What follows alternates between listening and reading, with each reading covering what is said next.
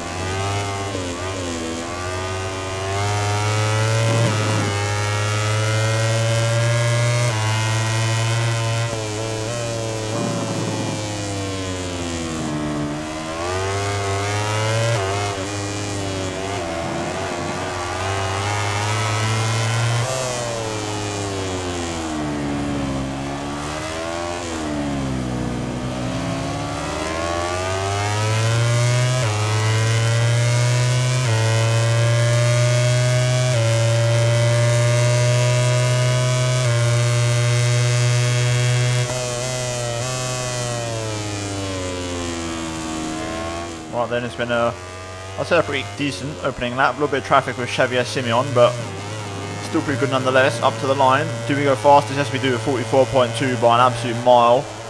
I'm guessing the other guys would improve their lap times, but we were comfortably fastest there. So let's come back to the pit and let's see if anyone else improves. What you can see on your screens now are the general times referring to the first qualifying session. Remember that the fastest 2 riders have earned a place in the second round, which will be starting any moment now. Right then, Q2, Q1, very comfortable, very simple, 1 lap wonder. Dry conditions definitely feel a lot better than the wet, put it that way. So let's see if our pace is genuine, and let's see if we can actually compete with the big boys here in Q2.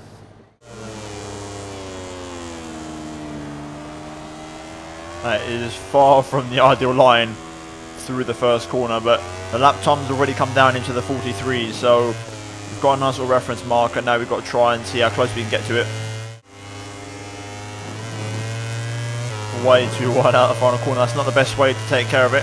P9 for now. First lap time on the board. Considering how scruffy that first lap was, we can definitely shave a lot of time off of that. Final corner, very nice that time around. Nice and clean lap. 43.7, only a 10th off P2. That is a very good lap. Very good lap indeed.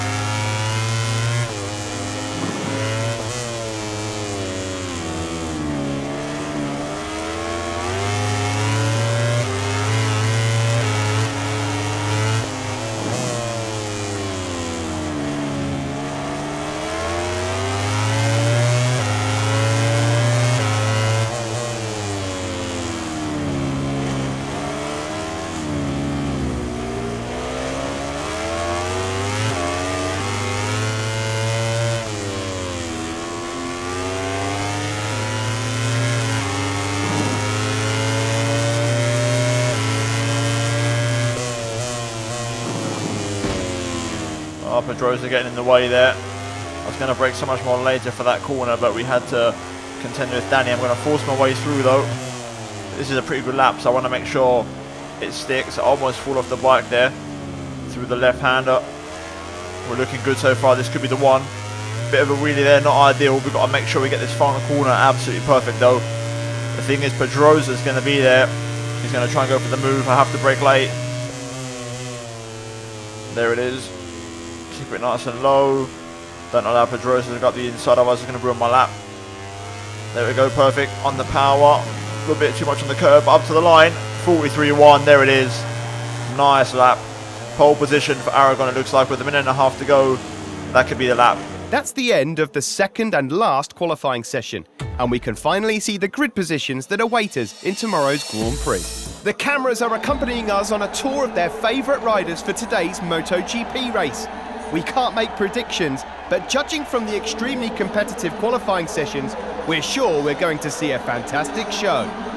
Indeed, it is going to be a pretty interesting one. Aragon, a track that I do enjoy quite a lot, and I'm positive because we've got a very good bike underneath us. I feel very confident. We've got some great pace, and I want to make it count because you never know when we will get another one of these opportunities where we're actually quick, you know, really, really quick. You know, normally the last couple of races we've been struggling a bit with the more realistic setting and, you know, assuming the more realistic position for this Aprilia bike. So the fact that we're in pole position and we have the actual pace to win this race, I'm settling for nothing else other than a race win or even a second place, because the only person that can compete with me here based off of warm-up pace and qualifying pace and practice pace is Marc Marquez. He's the only man that can get into the 43s with me.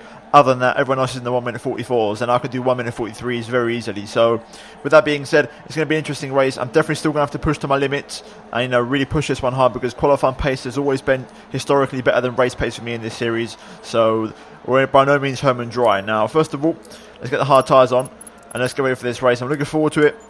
I think I can win this one, and this is going to be a massive win for the championship, especially because Dovi doesn't seem to have a lot of pace, and also Valentino is not that quick either. So we've got a good chance of outscoring our major rivals. So with that being said, let's get into it for round 14 for the Aragon Grand Prix.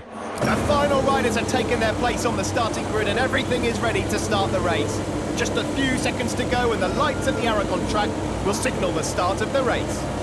The final Right then, assists off. Let's get ready for the 5 red lights.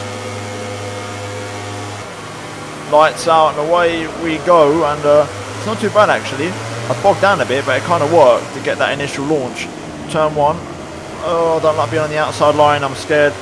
Turn 2, come on, let's bring that back in. That's nice. Oh, a little bit wide. Into 3, around the outside of Marquez, I'll take it. Bit of track extend, but I could have easily just fallen off the bike, so within reason, within context, I'm going to hold on to the position. Turn 5. A little bit wide, that's allowing Marquez back past it. Straight back up the inside of Mark though. I don't want to let him build a momentum. Power down. Come on, come on, come on. I hate this corner. I'm so slow through here. I'm very wide. Come on, bring it back, bring it back. There it is, there it is, there it is. Bring it low. Don't allow no one past.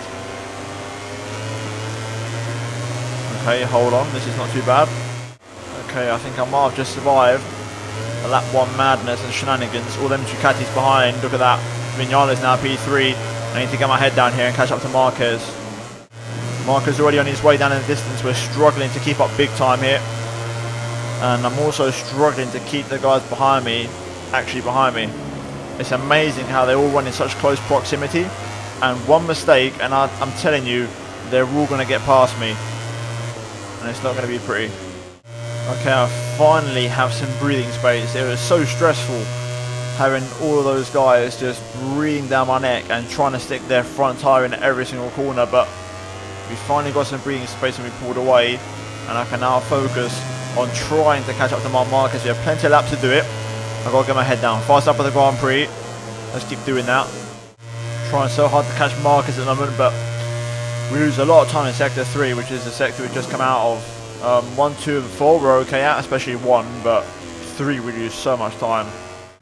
Right then, another decent lap, 43.7, not a spectacular time, Just a tenth off the fastest lap of the Grand Prix. I mean, it's still good, but a hell of a lot faster than Marquez that lap. He seems to be maybe struggling on his tyres a little bit. So we're just closing the gap, closer than we've ever been so far. Right then, on to lap number 8. Another decent lap, 43.9. We're getting extremely close to Marquez. I think he now might be struggling with his tyres as we're really closing this gap. Sector 1 is where I'm strongest at. This is where we are right now, so the gap's only going to get smaller. And I wonder if I can have a go at Marquez this lap here. Up the hill. Here we go, good exit. Switch back underneath. Nice. Will Marquez go back underneath? No, he won't. Or will he? On the power on the exit. Bit of a corner cut, but Marquez backs out of it anyway. Alright, I think we got it. There we go, moved on. Back into the lead. Nice overtake. Can I survive the chicane without Marquez getting back past me? I'm a little bit deep into the first apex. Bring it back across. Marquez is there, but he's not close enough. I think we've got this. Okay, Marquez right behind me here. He's going to pick up the slipstream. Go for the move. He's going to take me into the final corner. Before the final corner, I'm going to go straight back up the inside though. On the brakes. Very late in the day. Can I hold it? Marquez on the inside, I'm on the outside. On the power. We just edge it out. There we go, on to lap 9. We've held on. Now can I try and break away into sector 1 from Marquez. He's back up my inside to the first corner. He's made it work, to be fair. Marquez not letting this one go without a fight. I'm up the inside of turn 2. A little bit wide. Got to be careful. Contrasting lines, but we've got it. This time I think we're here to stay. Pushing the limits of the grip. Tyres are now starting to wear out a little bit. On the power. There we go. Right. Let's bring this one home now. Right then. At the final corner. Onto the last lap of the Grand Prix. Can we bring this one home? Dobby's starting to catch up. We're fighting here. We're holding on. We're running out of tyres. So it's a bit of a survival this. Here we go then onto the back straight. We've survived. We've managed to pull through a very long, stressful race.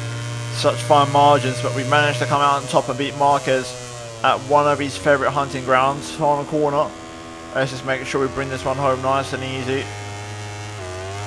Fourth gear just to make sure. And there we go, up the hill and up to the line. We win the Aragon Grand Prix, and our first win in absolutely ages. I can't remember the last time we won a Grand Prix. And after the last race when we fell off, we'll take that. That is a well-deserved 25 points for us after that race. While the riders enjoy the acclaim of the fans on their victory lap, let's take a look at the final ranking of today's race. And there we have it. We win ahead of Marquez and Dobby, who picks up the last spot on the podium. Viñales, P4 ahead of Lorenzo, Zarco and Valentino.